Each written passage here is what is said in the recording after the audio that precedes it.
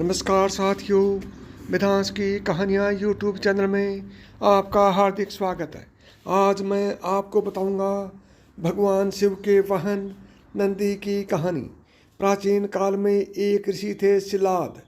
उन्होंने ब्रह्मचारी रहने का निश्चय किया, किंतु जब उनके पितरों को ये पता चला कि शिलाद ने ब्रह्मचारी रहने का निश्चय किया है तो वे दुखी हो गए, क्योंकि जब तक शिलाद को पुत्र प्राप्ति न हो उसकी मुक्ति नहीं हो सकती थी। शिलाद विवाह करना नहीं चाहते थे, किंतु अपने पितरों के उद्धार के लिए पुत्र प्राप्ति की कामना से उन्होंने भगवान शिव की कई वर्षों तक घोर तपस्या की। उनकी तपस्या से महादेव प्रसन्न हुए और उन्हें अपने समान ही एक पुत्र की प्राप्ति का वरदान दिया। उसके कुछ समय शिलाद ने उनकी खूब सेवा की, जिससे प्रसन्न होकर दोनों ने शिलाद को तो दीर्घायु होने का आशीर्वाद दे दिया, किंतु नंदी को बिना आशीर्वाद दिए वे जाने लगे। तब शिलाद मुनि ने दोनों से पूछा कि उन्होंने उनके पुत्र को आशीर्वाद क्यों नहीं दिया। इस पर दोनों ने बताया कि नंदी अल्पायु है और 16 वर्ष पूर्ण करते ही उसकी मृत्यु हो जाएगी। यह सुनकर शिलाद विलाप करने लगे। तब उन दोनों ने नंदी को महादेव की तपस्या करने को कहा। फिर नंदी ने महादेव की कठोर तपस्या की, जिससे महारुद्र प्रसन्न हो उसे दर्शन देने आए। जब उन्होंने वरदान मांगने को कहा तो नंदी ने सदैव उन्हें अपने सानिध्य का वरदान मांगा। तब महादेव ने उसे अमरता का वर दिया और अपने वाहन के रूप में स्वीकार किया। नंदी वहीं से महादेव के साथ कैलाश को चले गए और उनकी सेवा में रम गए। जब शिलाद को ये पता चला कि भगवान शिव की कृपा से उनका पुत्र अजर अमर हो गया है तो वे अत्यंत प्रसन्न हुए। महादेव की सेवा करते हुए नंदी को बहुत दिन बीत गए और शिलाद अत्यंत वृद्ध हो गए। तब वे अपने पुत्र से मिलने कैलाश पहुँचे। नंदी अपने पिता को देख बड़े प्रसन्न हुए और उनकी खूब सेवा की। तब शिलाद ने उनसे साथ चलने को कहा, किंतु नंदी ने उनकी आज्ञा यह कहकर ठुकरा दी कि उनके जीवन का उद्देश्य केवल भगवान शिव की सेवा करना ही है।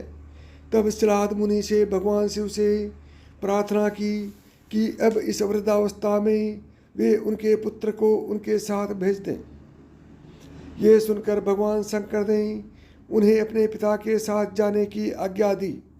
नंदी महादेव की आज्ञा मानने को विवश थे।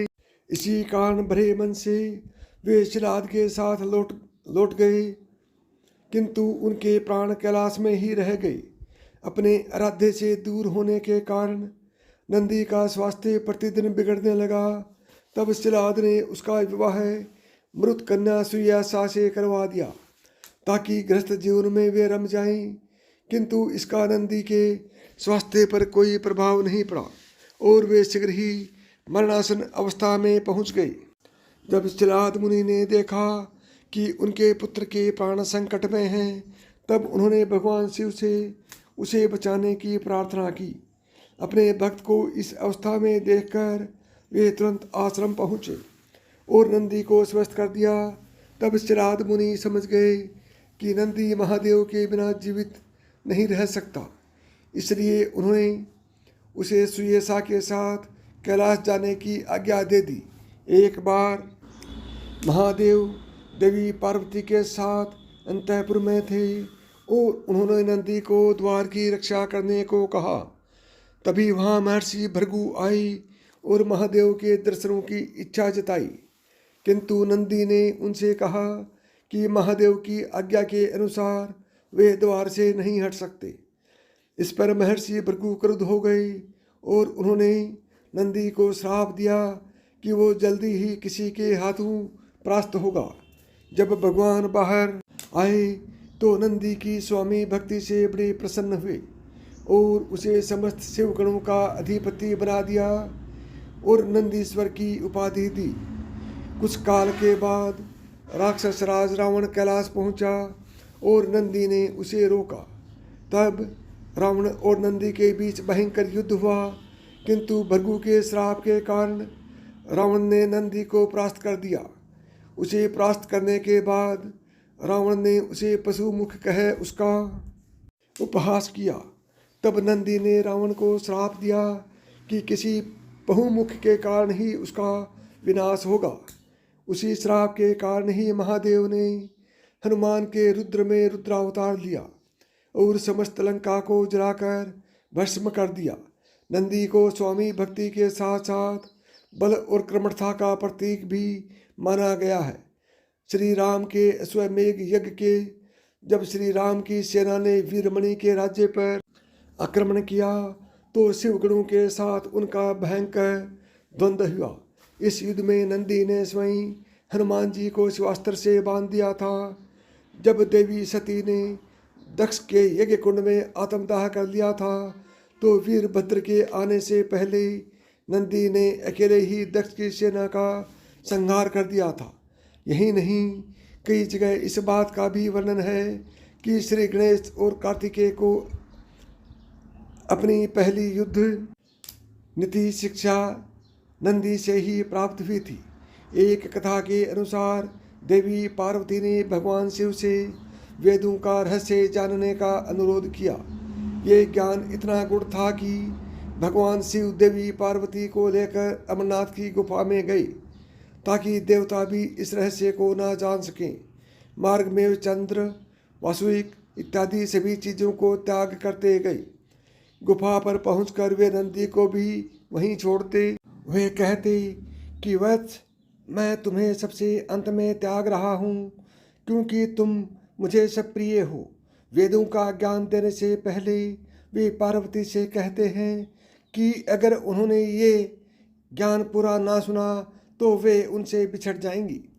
देवी पार्वती के आश्वासन देने पर भगवान शिव कथा प्रारंभ करते हैं, किंतु देवी बीच में ही सो जाती है। इस कारण वे शिव से दूर हो गई और अगले जन्म में एक मछुआरे के यहाँ जन्मी। उनके पिता ने शर्त रखी कि जो भी मछुआरा इस विश्व की सबसे बड़ी मछली को मारेगा वे उसी से उनका विवाह करेंगे। तब भगवान शिव एक मछुआरे के वेश में वहाँ आए और नंदी ने एक बहुत बड़ी मछली के रूप में अवतार लिया। तब मछुआरे रूपी शिव ने मछली रूपी नंदी का वध कर विवाह की शर्त पूरी की और देवी पार्वती को पुनः प्राप्त किया। भगवान शिव सदैव समाधि में रमे रहते हैं। इसी कारण उन्होंने नंदी को आज्ञा दी कि वे उनके मंदिर के सामने बैठकर उनके भक्तों की प्रार्थना सुने। और इसी कारण हरेक शिव मंदिर में नंदी की प्रतिमा होती है और भक्त अपनी प्रार्थना उनके कान में कहते हैं, जो सीधे महादेव तक पहुंचती है। बिना नंदी की प्रतिमा के शिव मंदिर अधूरा माना जाता है। नासिक के पंचवटी में एकमात्र शिव मंदिर है जहाँ नंदी की प्रतिमा नहीं है। कहते हैं कि ब्रह्मा के 5वें सिर को काटने के कारण भगवान शंकर को ब्रह्म हत्या का पाप लग गया। तब पंचवटी में गोदावरी के समीप उन्हें एक बछड़ा मिला जो नंदी था। उसने भगवान शिव की गोदावरी के रामकुंड में स्नान करने को कहा। ऐसा करने पर वे ब्रह्म हत्या के पाप से मुक्त हो गए और उन्होंने नंदी को उस स्थान पर अपना गुरु माना और अपने सामने बैठने से मना कर दिया। नंदी के विषय में एक कथा समुद्र मंथन की आती है। समुद्र मंथन में जब हलाहल निकला तब महादेव ने उसे पी लिया, जिससे उनका कंठ नीला हो गया। हलाहल पीते समय कुछ बूंदें धरती पर गिर गई। जब नंदी ने महादेव का कंठ देखा तो उसे बड़ा दुख हुआ और उसने जमीन पर पड़ी हलाहल की बूंदों को अपनी जीभ से साफ कर दिया। इसे देखकर सभी हैरान रह गए और नंदी से इसका कारण पूछा।